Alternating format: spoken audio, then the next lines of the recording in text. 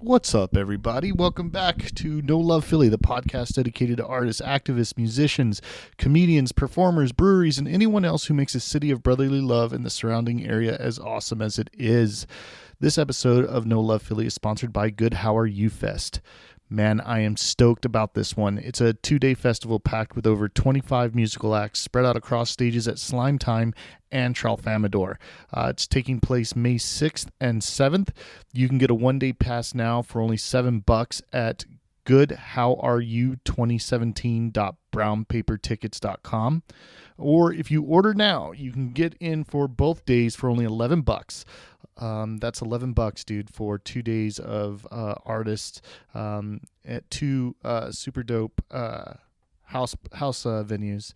They're gonna have Trash Boy, Secret Nudist Friends, Blushed, Honey Tiger, Stewy Eyed, Full Bush, Talay, The Rizzos, A Deer, A Horse, Exo Alice, Yanar, Mud Guppies, Oscillate, Rent Boy, Alyssa Janelle, Velveteen Busy Bee, Kelsey Cork and the Swigs, Yuppie Angst, Wildflowers, Snoo Dolls, Balding, Gravers Lane, Cardinal Arms are all going to be at Good How Are You Fest. That's a lot of bands. That's a lot going on. We have got a good podcast for you today, man. It's not just a show. We actually have a side show for you. This time around, we take our listeners out to North Philly to catch up with Johnny Bentanamo. Johnny is a musician who often performs in the sideshow scene. Now, I did not know this, but Philly has a booming sideshow scene, and I'm looking forward to learning more about that. We learn about Thunder Snow Cone. Apparently, there's some Suicide Girls here from Philly. You've got the Gruesome Twosome, but we also get an idea of what making a living as a musician or artist is like. Johnny supports himself with his art. He lives in a house with several other musicians and artists. He goes out with his face painted and busks around the city. He makes his own merch and travels long distances for a shot at playing for just a few people. He's an interesting guy. He's released so many albums that he actually has his own greatest hits CDs. His music reminds me of like an acoustic macabre or however you would pronounce it, but it's kind of like this crazy death metal band. But it's like kind of like an acoustic version of that. But I like that. I like that there is something different, something that breaks up the day-to-day stuff. All in all, this is an awesome interview with an awesome dude. I learned a lot, and I really do hope I get the chance to interview some other folks in the sideshow scene. But this dude is definitely looking for shows, Johnny Bentanamo. So if you have an open slot, man, and you're into something weird and different and strange, I recommend you check him out. And you're going to hear a little bit of his music coming up before the interview, and then the interview will kick in. And that's all we got for you. Do remember to get your tickets for Good How Are You Fest. goodhowareyu2017.brownpapertickets.com. That's going on May 6th and 7th. It's going to be in two places. It will be at Slime Time and the Tralfamadore. And again, the tickets are at goodhowareyu2017.brownpapertickets.com. All right, let's go ahead and get into it. Later. O'Brien's Creeper. You can't see me, you can hear me, 'cause you're blind and you're hard of hearing. As I'm creeping on my tiptoes, taking peeps into your windows, watching wanking videotaping, fantasies from dreams awakened. I can see you, I can hear you, learn to love me or I'll kill you.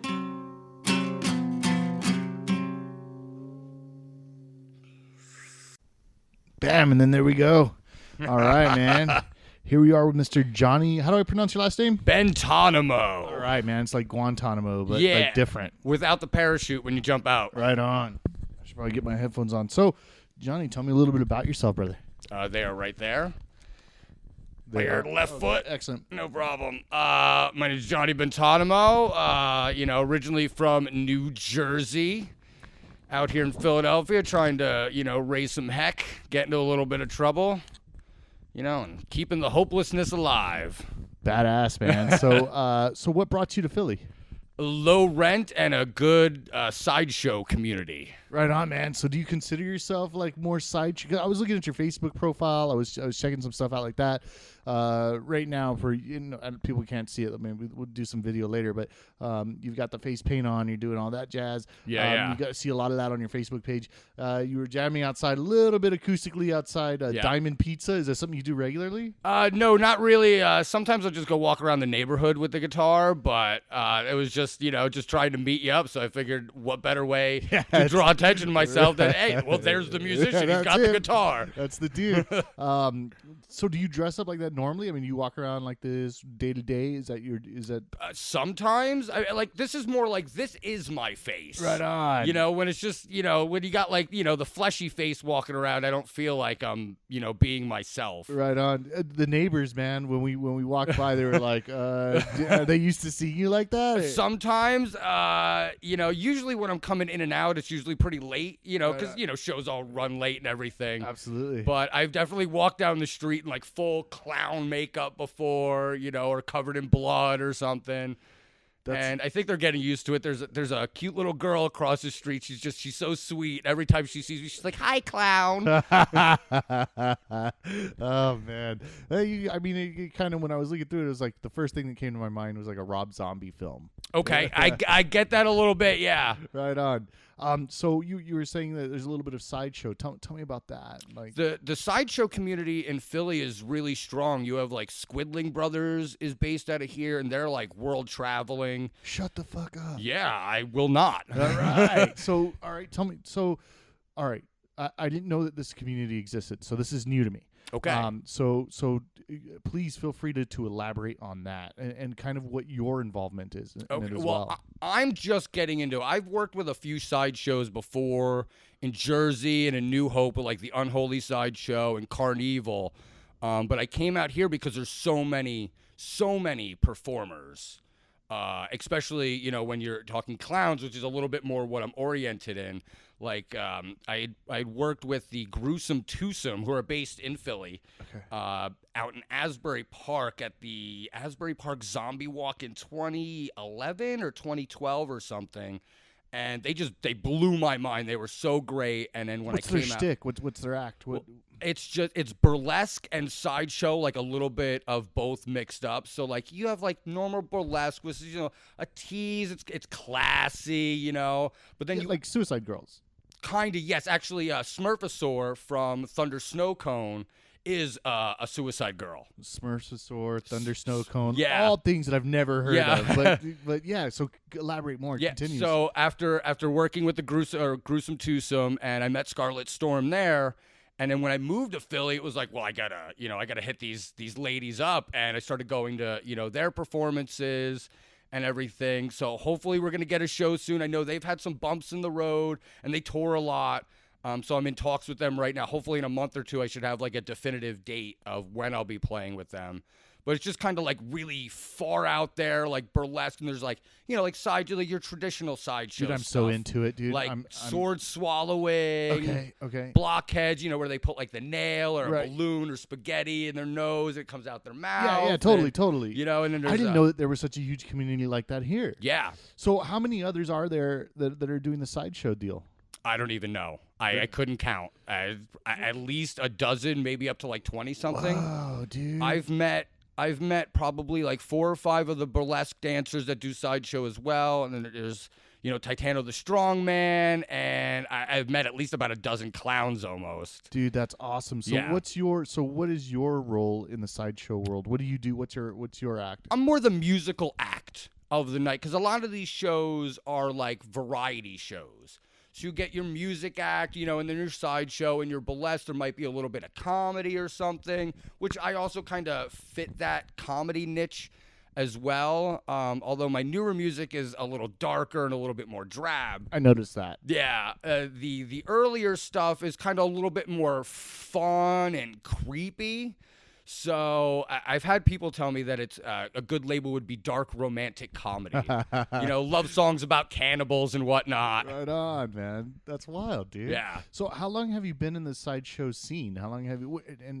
I've been into clowns and sideshow for like as long as I can remember. Pretty much like my whole adult life since I was a teenager.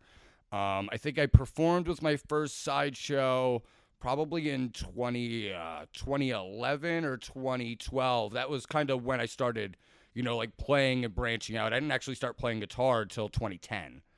Okay. And then just kind of like jumped right into it. It took me 2 months to play a show. It took me like a year to have enough songs to make a record.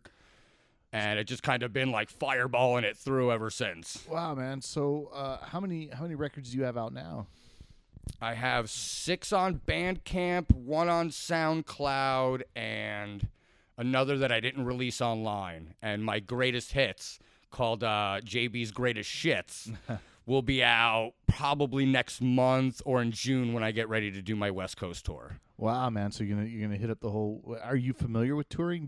Have you done a lot of it? I've been touring for like 2 or 3 years now. I usually do like 1 or 2 a year. They're relatively short, like a week, maybe 2 weeks. I think we're doing 3 out west. I got invited to do I believe it's called Celestial Fest in Prescott, Arizona.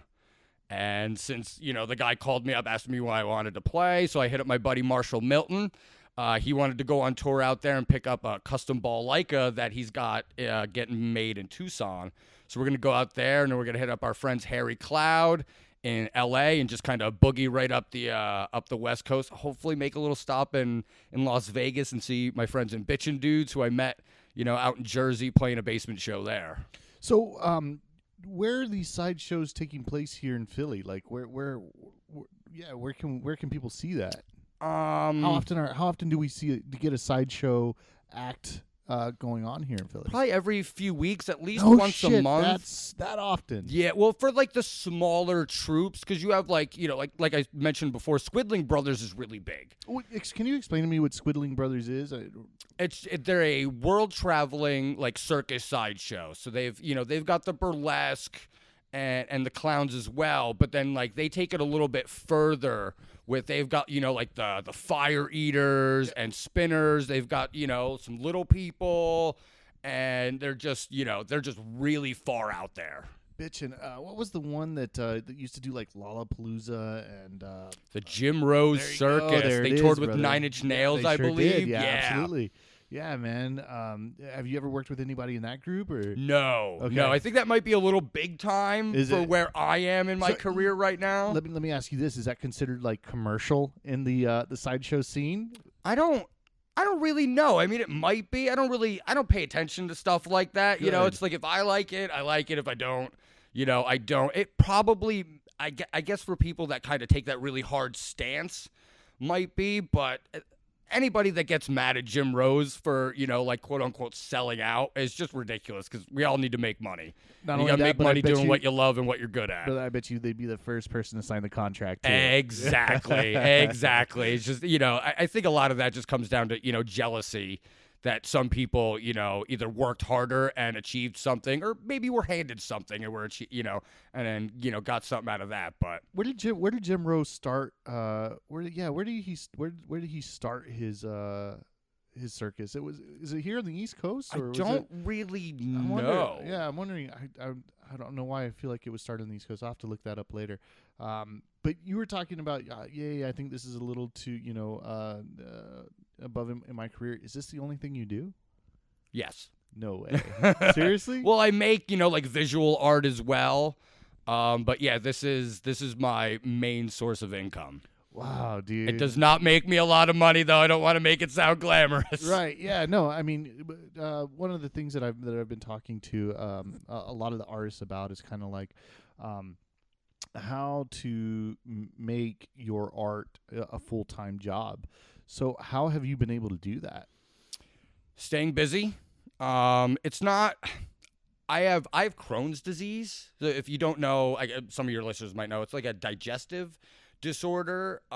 So I was on disability for a number of years, which allowed me to kind of sit at home and work on my craft and perfect it. And then they recently, about 2 years ago, they yanked it. So I've been living off of my savings from that and then doing what I can with the music. But the best thing to do, especially for a musician, is to stay busy and tour. The more touring you do, the more exposure you'll get and the more fans you'll make. It's like if you sit, that's kind of one of the other reasons why I moved to Philly is if you keep playing in the same venues and the same places in front of the same people, you're not expanding. And that's great, and it might be fun, and you might be able to pull in 20, 50, 100 people, but then when you leave, nobody knows who you are again, and then nobody wants to see the same act do the same songs, every week or once a month, like it gets tired and it gets a little boring. So you gotta, kind of branch out and just like get out there and do it. And if you're hungry, deal with it. You gotta sleep in Walmart parking lots in your car. They won't kick you out, and eating dollar menus from fast food, eating out of gas stations, and it ain't very healthy. Right. But, like at the end of the day, it makes me happy, and you're out there, you're spreading your craft, and, that's just touring is the best way to make money as a musician. So do you think that you've reached like what you would consider your goal in life in terms of career? Like, do you feel like, I don't think I'm wording this right.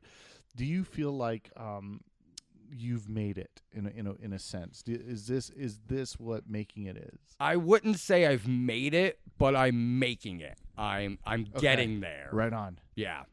Right on, man. I mean, I'm a kid from Jersey, Philly area, and I have people calling me up from Prescott, Arizona to come play some like big multi-day festival. Right on. So, and I got, people, Alabama down in the Plug House is like a string of DIY venues down south.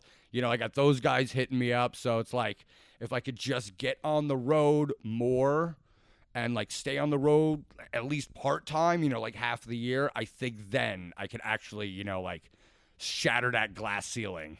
So one of the big things about touring is not only, trying to make a guarantee or a bit of the door or something like that, but it's merch sales. And now you've got 6 albums out right now. Yep. But you normally in the past, pre 2005, I want to say, I'm just throwing that out there, that year, you were probably able to sell more albums than anything. But now that everything's gone digital, what are you doing for merch sales? Surprisingly, people still do buy CDs, I think, especially at local shows. I don't know if it's more for the nostalgia or that people just want to help support. But I bring more than just music on the road with me. Like I said, I'm a visual artist, so I bring paintings on the road with me. I have T-shirts that I made that I bring, like patches and stickers and just kind of, all these little weird things. I sometimes take stuffed animals and I'll cut them to pieces and then I'll sew them back up together and make these like strange little chimeras, and those sell pretty well. So, just doing what I can with my imagination. That's awesome, man. So that's a crazy way to do it. I heard some other guys were what is it, hamsters?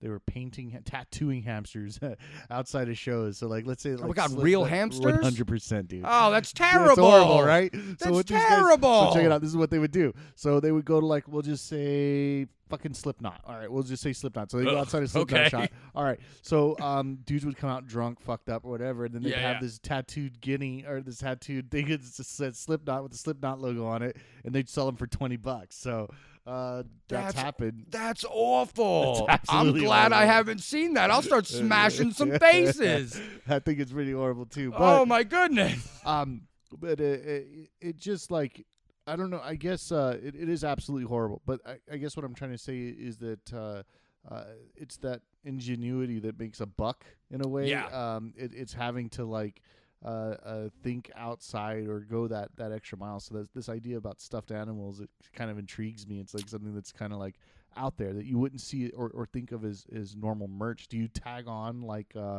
a patch or something onto those? No, not normally. I have business cards that I give away with all the merch, so my name's on it and everything, but it's more just just get it out there. Right. So you make your own shirts? So you have your own screen press and I've done all that kind of stuff before. I was in a art group with a couple of friends in Jersey when I was living out there called Lucky Doom Studios. Okay. And so we had the whole printing press and everything there. So that's usually if I need to make them, I'll just go out there and do it. Oh, right on, man. Yeah. So have you ever done the Trenton Punk Rock Flea Market? Have you ever got onto that circuit? I've patronized it, but I've never actually gone and hung out. All right. Or no, I've never performed at it, I should say. All right. I would imagine you would do good at a booth there with all the merch you're talking about. Possibly, yeah. Man, it might be something worth. Yeah, they do some really wild stuff over there. Yeah, man. I've been to 2 of them so far.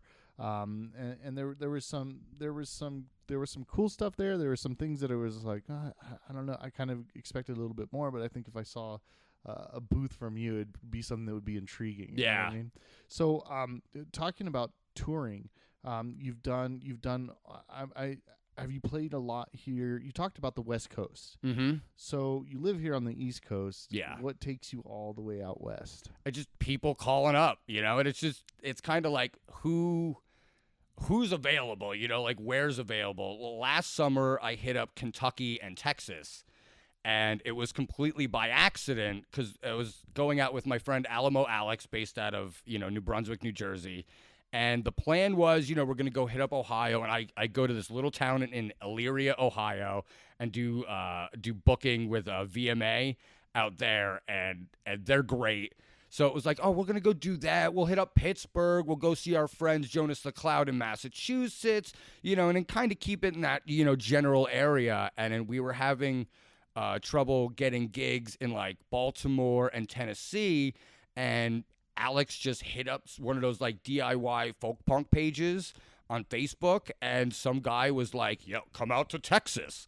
So we were like, okay. So we ended up driving from Boston, Massachusetts to Austin, Texas. Fuck, dude, that's a long drive. Straight shot, 28 hours of driving.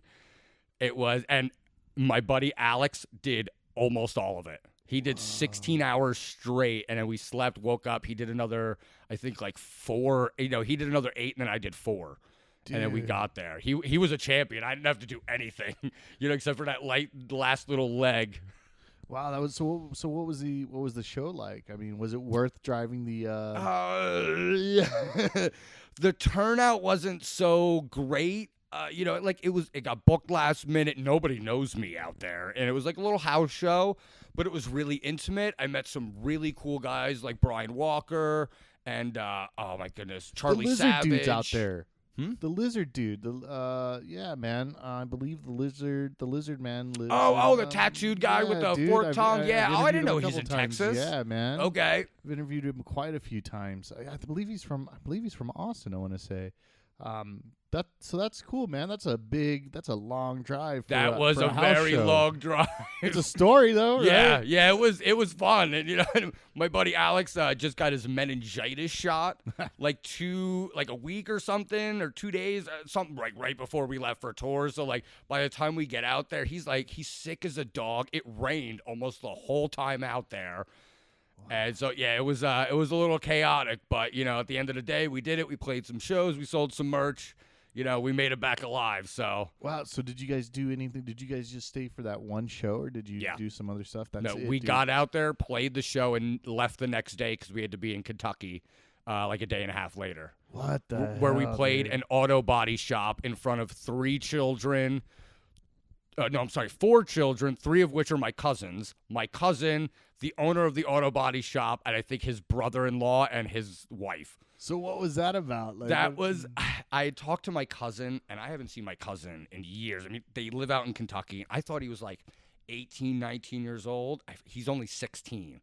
So he was under the impression when I talked to him that I needed a place to play for practice. Oh, got you.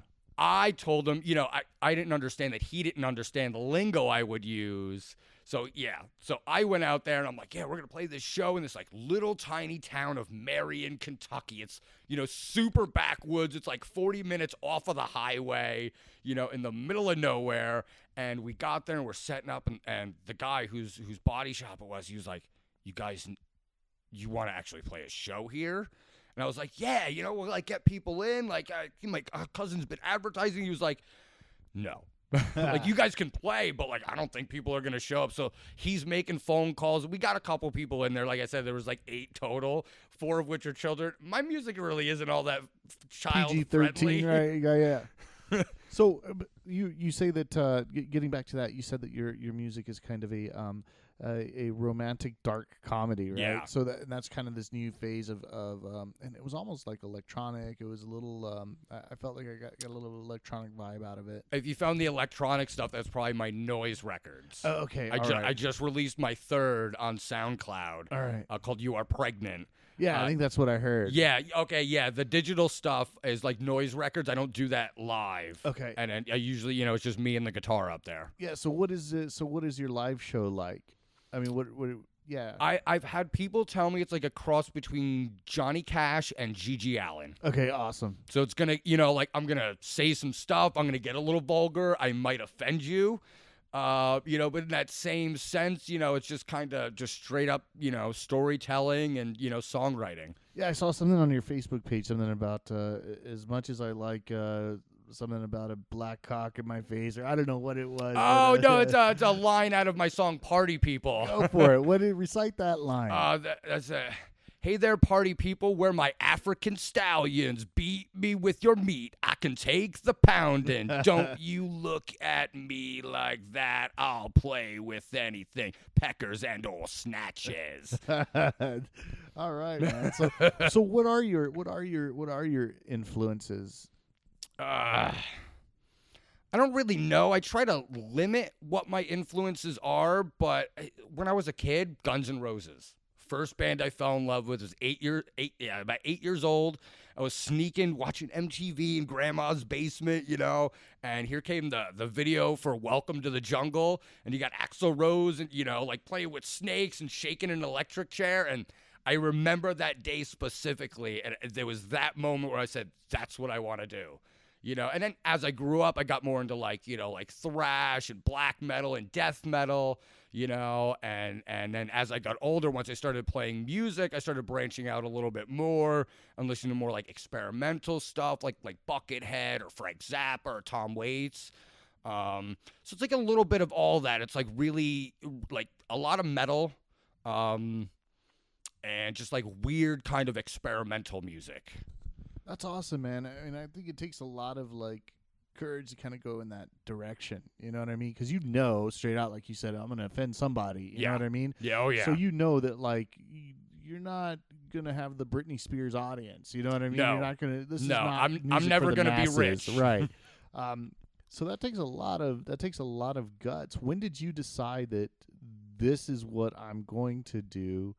And that's it. Like I'm not, I'm not going to I'm not going to college. I'm not doing loans. I'm not taking a corporate job. I'm not going to do any of that. When did you realize it, or say this is what I'm going to do, and that's it? It was, I mean, like I said, when I was 8, I knew that this is what I wanted to do, but I was in a bunch of bands in high school and in my 20s, and never worked out. I couldn't find people that, wanted to practice all the time, and, be really serious about this. And I was with my friend Wishbow. We were at a Slayer Megadeth concert, and I saw Dave Mustaine up there, and he's headbanging, he's soloing, he's singing all at the same time. And I looked at my buddy and I said, I'm going to learn how to play guitar. I'm finally going to learn. I'm not going to be just the singer. I'm going to learn how to play. This is what I'm going to do. And, I'll just do it on myself. Forget everybody else.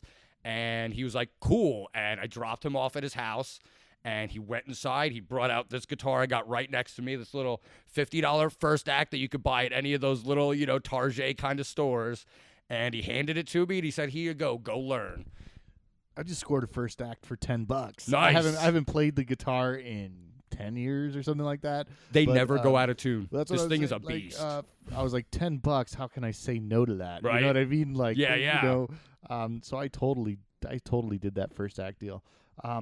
So when we're talking about like setting these, you say these are from people that are hitting you up.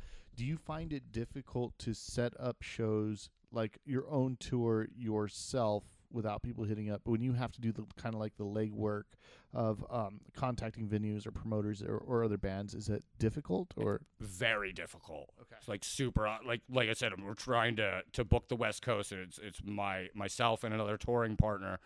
And we've got a couple dates down, but it's literally 1 in every 100 people that you contact, and whether it's venues or bands or promoters, 1 in 100 actually get back to you because nobody knows who you are. I have no draw in these states I've never been to. So it's people have to kind of take like a gamble on you. But having hosted or been a part of basement shows, like around here, you meet the other touring acts. So hopefully you kind of got to make some friends, with the bands that you like, so that when it's your time to go and tour, you can go and hit them up. And it's kind of like a show sharing, show swapping kind of deal. But if I don't know anybody, it's very difficult. Wow, man. So that's crazy. 1 out of 100. Yeah, it's something like that. I mean, like for lack of a better number, but Right, it seems like that. Wow, man. Yeah. So have you had much luck out here on the East Coast setting up those types of tours? I've had a decent amount of exposure out there, because especially once you play like a place like once, then it's a little bit easier. So being out, a West Coast person, or I'm sorry, an East Coast person, it was tough in the beginning, but it's gotten fairly easy, like now. Right on, man. Tell me a little bit more. I'm really curious to know, and we're totally, apparently we both have ADD because this conversation is just going left, right, up, down. But I want to talk a little bit about your sideshow experience, man. Okay. Yeah, man. So what have been some of your experiences or some of the work that you've done in the sideshow world? So, you know what? Better yet, we go ahead with that question. Okay. Answer that first. Well, I think like the first couple that I did were at this venue in Denellen, New Jersey, called like Roxy and Dukes, and that's kind of where I started meeting a lot of burlesque dancers and sideshow people. And there's the main stage, a nice big stage, and then they have this little single person stage. And I got hired to do like one musical set. I think it was like 15 or 20 minutes, and it was like this like whole day extravaganza. So I get really bored. Like you were saying, it's like ADD. I can't just like sit there and do nothing. So I just went and I plopped myself on the little stage. I was the only one that was going to perform on there for the day anyway, and just sat there the whole time, miming along to all the bands that were on the big stages, and I think it was in between each band was when Carnival Sideshow did their work. And so it was just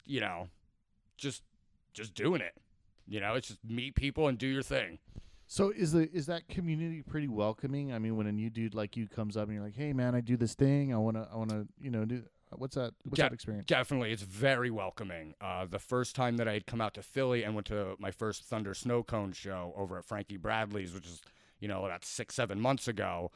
I went and I met some of the people that I'd already kind of loosely knew before. And then all of a sudden, it was like all these people that I had just met were like, "Hey, come and sit with us." Like once they knew that I was one of them. Yeah, exactly. I didn't even need to perform in front of them. They just kind of knew. And I think a lot of people inside show are kind of the people that live on the fringe, the people that got picked on in school, they look a little different, they think a little different. And to be outside like that, when you meet other people that live on the outside, you kind of just start making a family. That's why I use the particular word community and not scene. Right, got you. Because like in music, it seems like it's more of a scene. There's constantly people getting cycled in, cycled out, whereas like this in the sideshow community, you have people that are starting in their late teens or their early 20s.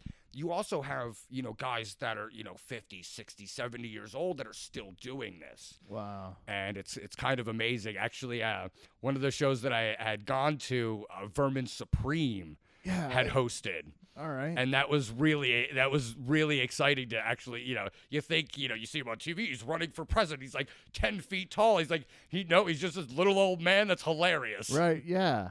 Wow, man. So, was that here in Philly? Yeah. Frankie Bradley's. I think that's over in South Philly. I believe it's over by like the high end shopping areas and the that big what's that like Capitol building, the one with Ben Franklin hanging out on top, just watching the birds. And so he was just here. Yeah. He came here to host the show. That's sick, dude. Yeah, it was selling toothbrushes. It was hilarious. Oh wow, man, that is so wild. That's a wild thing to be a part of. It's also just like an awesome way to like self-express. So do you feel like what about that? The snow cone. What again? What is the name? Thunder Snow Cone. Thunder Snow Cone. I'm Yeah. not gonna forget it, man. Thunder Snow Cone. So they're based out of Philly as well. Yes, they are. They're performing here in Philly a lot. Yeah. So what does their sideshow consist of? Burlesque and sideshow. Okay, So you get like human dartboard. I don't think they don't have a sword swallower, and then they have a strongman that kind of comes along with them. Not for every show, but Titano the strongman's like I think an official snow cone, and so he does a lot of like the strongman acts. Like he'll punch nails, like he'll hold a nail in his hand and punch it through a board, and then take like a frying pan and like roll it up like a pancake. And stuff like that. They have walking up sword ladders. Wow, And man. what else do they do? The blockhead. So how much? How much are these shows to get into? Like, because they sound like very expensive productions. It's varied. Sometimes you could buy like $10 advance tickets. Sometimes it could be up to like $25 or $30 at the door. So I'd say usually like that $15 or $20 mark. And you're getting a good like getting a 3-4 show, hours of, like really hardcore entertainment of people really putting, their bodies on the line. God, I want to interview these people. I would check them out. Yeah, dude. Thunder Snow Cone. Yeah. I wonder where that name came from. I have no that is such a idea. wild, It's just like a little cat head on a snow cone and like lightning bolts all over. That's so awesome, man. Yeah, and they're really nice ladies. The two women in charge of it, they're just absolute gems. That's awesome, man. Yeah. That is a. So when you talk about this community, and you talk about like Thunder Snow Cone, are there people that go in and out of that troupe? Not that I know of. It's basically Smurfosaur and Scarlet Storm are the like main two, and then they'll take like other acts on that. I know they've done a lot of tours with that Titano that I had mentioned. And they'll have like the occasional music act or maybe another burlesque dancer like Betty Machete or something. And but just for the name itself, I think is like the intellectual property of those two women. Okay, all right, I got you. Yeah. So let's talk about a little bit of your sideshow. You said sometimes you strap on the guitar, you'll walk around. Where are you usually hanging out, jamming out? I mean, during the day when you do that, where would people be like, oh, I've seen that dude and I've seen him here? If it's here, it's usually either right in front of my apartment, which nobody's gonna know because it's a little one-way side street. But up and down Diamond, and then up and down what's that? Broad? Yeah. Broad and Diamond usually are right around there. So do you get tips and stuff when you're doing that? I mean, dude. I think I would if I put like a Little hat or my out. guitar case out, but I'm just like walking around, so no. Just kind of, minding my own business, making some music, just trying to make people smile, brighten up people's days. Because, they all got to go to jobs that they probably hate. I don't live in like the most well-to-do neighborhood. So even when I was, waiting outside of Diamond Pizza for you, people are just walking by and they're happy to hear something creative and expressive happening in front of them, and that's good enough for me. Right on, man. Do people get weirded out or A little bit. I had some. There was like 3 women that walked past me, and they were like, "What the hell?" It was like country accent. I was like, "Where'd the country accent come from?" But yeah, So I think most people either like ignore it or just walk away. If they don't like anything, most people once they're uncomfortable, they just kind of clam up. I find. So when we talked about, I asked if you had made it. You said, "No, I'm making it." Right. Yeah. So what's the end goal? What's like? Where would you like to be? My end goal, I want to play in the lower 48 states, Okay. all of them at least once, and I want to do what I'm calling a hot lap around the country. So basically, like start like right here in Philly, and then go down south to like Florida, go out to California, up to Seattle, and then come across the Great Lakes and come home. Wow. Those are my 2 goals that if I do those 2 things, I know that I will have accomplished what I set out to do. I have bigger goals, but like those are the realistic ones that I know that I can achieve on my own. Right on, man. Your main source of travel, I mean, I guess, how would you get to these places? Do you Greyhound it? What do you do? No, I have Greyhound cross country once before. I think that would get a little too expensive. Okay. But I usually go out with another solo performer, and usually because I don't have my own car, but they'll have a car, and so we'll just like split gas and split the bill. So I've been interviewing people for a long, long time, and one of the questions that I would ask is kind of like, what advice do you have for somebody that wants to make it? One of the things that I learned is kind of like how you're doing it. Like one, you want to be with the guy, you want to be able to contribute something to that tour. So like one dude will have the car. Okay, I've got the vehicle, so we can go everywhere. Another dude like yourself would be like, yeah, man, I've got access to the screen printer, so maybe we can make our own merch. You know what I mean, and be able to do that. Is that kind of what you've seen as well in your community? Is that kind of how it works? Or A little bit, yeah. It's just everybody do what they can, or more importantly, do what you're good at. Like some people just aren't good at booking. I have no problem sitting in front of my laptop for 3 hours every day, just sending out emails, listening to bands on Bandcamp from certain regions that I'm trying to get to, and then messaging them and messaging everybody that I can find that I actually want to play with. And then because usually I have a lot of merch. I have a lot more merch than most of the other solo performers I go out with.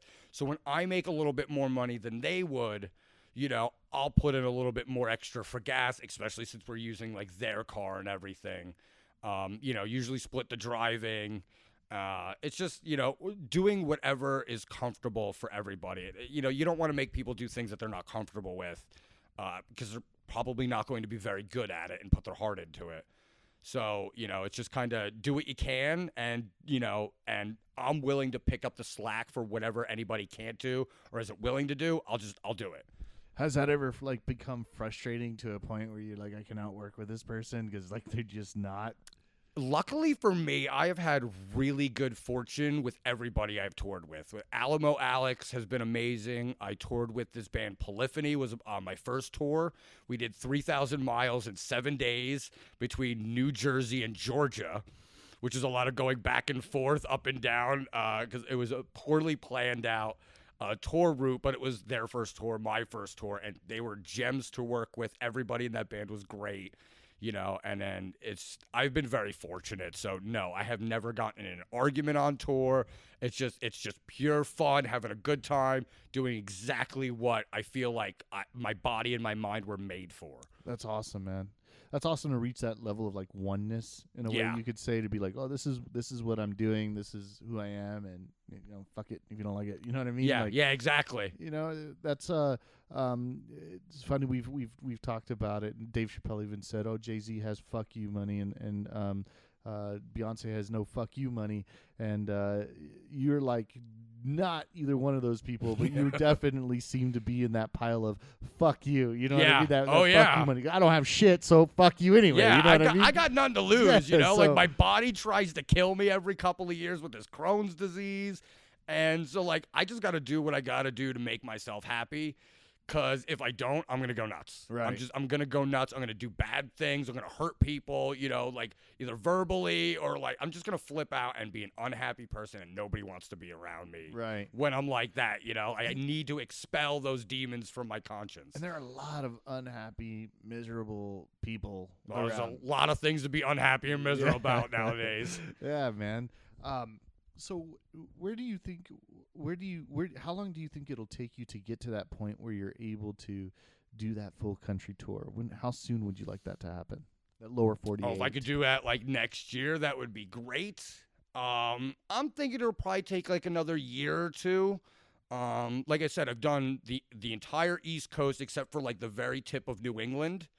So I've got, like that all laid down. I have people I can contact there. I can now get out to Texas. Now I'm establishing those West Coast contacts. So now all I pretty much need to do is like hit up those Great Lakes states. As long as I can make some contacts there, like next year, I should be, I'm guessing by 2019 or 2020, I should be able to, do my nice big loop. And that's an awesome loop. That's an awesome goal. What shows are you playing here locally? Like, do you have any shows coming up? Is there, do you have anything like that? No, actually. I've had a bit of trouble getting into the music scene in Philadelphia. I don't know what it is. I've gone to a bunch of shows. I've met some people. I don't know if, my zaniness has rubbed people the wrong way, or if my music online doesn't really represent what my live show does, because I'm very immersive. Like, I do sing-alongs, and like, I bring people on stage and do serenades. And when you jump on my YouTube or my Bandcamp, you don't get that. And you don't get, how over the top and immersive my shows are.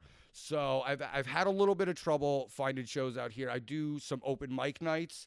I think I'm going to be at the Fire next Monday. Okay. So that should be, like, a lot of fun. And now that it's a little warmer out, there's going to be a lot more shows to play. So how long have you been here in Philly since moving from Jersey? It's about 6 or 7 months. Okay. Have you been to any of these house shows? Yeah. You haven't. Have you talked to them? I've talked to a handful of people. Usually when I go to a house show, I try and meet, whoever's throwing the show. But you can tell I'm one of 1,000 people, that are like, hey, can I go to a show? Right. So it's all about, I don't know, just finding that right person. Like I said, 1 in 100 actually get back to you, and it's kind of the way it is. I was talking to the dudes at Slime Time last night, super cool dudes in South Philly, and I'm hoping to be able to work with them and sponsor some of their shows in the future. But you should definitely link up with those dudes. Slime Time, when you get a chance to check them out. I love the name. Yeah, dude, they're always looking for acts. We were talking about how it'd be awesome to get like comedy or different type of things going on. So that you should definitely hit those dudes up, man. I think you'd be right up their alley as to what they have. I definitely will. It's hard to find people that are willing to take the risk on, especially like experimental kind of music. Like, I don't play traditional. Like, I'm not some singer-songwriter folk guy.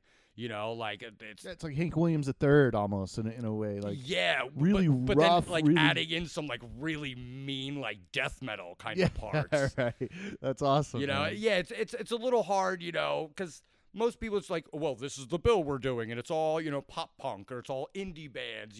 I don't really fit into any musical niche. That's kind of why I like the sideshow community, and I'm trying to really, branch out more into that, because it's just, they're so much more accepting of, the outsider. You are definitely an outsider, my friend. You definitely, I feel like you're definitely hitting that fringe, and you're right at that corner. And I almost feel like when I'm talking to you, like you're at that cusp. You're almost there, man, and you just got to keep nailing at it and hammering at it. And you're gonna find your spot here for sure. Because Philly is a rough, grimy, grungy place. You know what I mean? Yeah. And it's kind of like, it seems like home to you. You know what I mean? Yeah. Like it's not that far off from where you're at. People want to get a hold of you. How do they do that? They see this interview. They see maybe something that we. Oh, wait. So I'm starting this. You've only been here 6 or 7 months, but that's all right. I'm starting this new thing where it's called CAPS, CAPS. It's an acronym for Crazy Ass Philly Stories. Okay. Do you have any crazy ass Philly stories? Nothing too crazy yet, but I did almost get mugged. Okay. I was coming home from one of those Thunder Snow Cone shows, and I took the bus, and the bus drops me off at the corner of Diamond and Broad, and I'm walking there, and I stop, and I get some Chinese food, and I come out, and I have like some light clown makeup on, like I do today, and I come walking out, and I got my food, and it's like 2-3 o'clock in the morning, and there's this wild-eyed guy, and he's not like, super like brawny, but he's like real tall, and he looks at me, he's like, give me some money. And I look at him like, I ain't got no money, and he's like, yo, don't play with me, give me your money. And I leaned in real close, and I said, I'm a clown. All I do is play. He starts laughing. I'm laughing. Next thing I know, we're like hugging. He was probably trying to pick my pockets. We're hugging and everything. And, BS with him for a couple more minutes. And he was like, come on, man, give me some money. And I was like, no, really, I don't have any money. And he was like, fine. And he walked off, and I walked off. That's probably the craziest. I wish I would have recorded that. That was an awesome story. Thank you for sharing that. No problem. Is there anything else that you would like to add? Just for anybody that isn't sure about what they want to do, or how to go about doing it, just follow your instincts, follow your gut, and do what you want, do what makes you happy, and don't worry about other people's perceptions of your art, because it's your art and it should be there to make you happy. Awesome advice. People want to get a hold of you on where do they do that? You've got Facebook, Instagram, SoundCloud. I got the Instagram and the Facebook. And basically, I'm the only Johnny Bentanamo. So if you just Google Johnny Bentanamo, JOHNNY space BENTONAMO, you'll find me. I'm the only Johnny Bentanamo. Excellent, man. Thank you so much for inviting me into your home, speaking with me, letting me get to know a little bit more about your story. I think you're a super interesting dude. Yeah, man. Thanks for having me. Thank you very much. You bet, buddy. Thank you so Have a much, good man. one. All right.